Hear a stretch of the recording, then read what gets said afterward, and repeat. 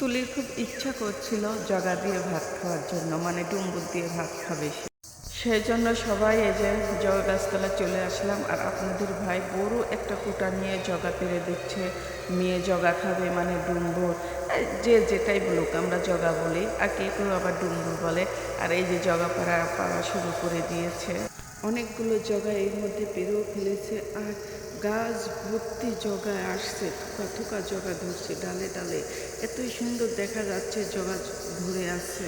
তুলিমণি তো জগা খোঁটার জন্য আগেই নেমে পড়েছে। আর এই যে একটা থোপা ধরে নিয়ে দেখাচ্ছে যে দেখো আমার কত সুন্দর বেতুরের মতন ধরে আছে।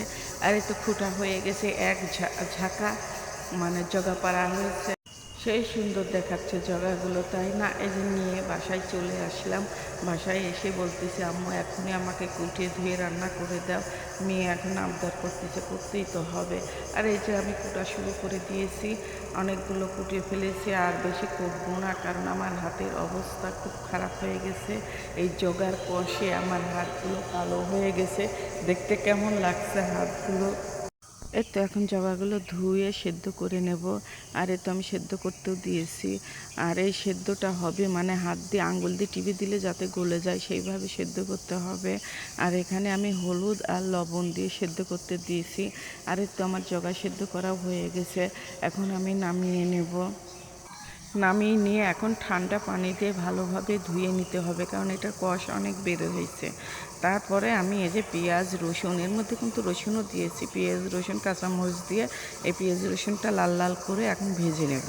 একটু আমার রান্না করতে দেরি হয়েছিল জগাটা, সেজন্য আপনাদের ভাই একটা জগা ভাজি খেতে পারেনি।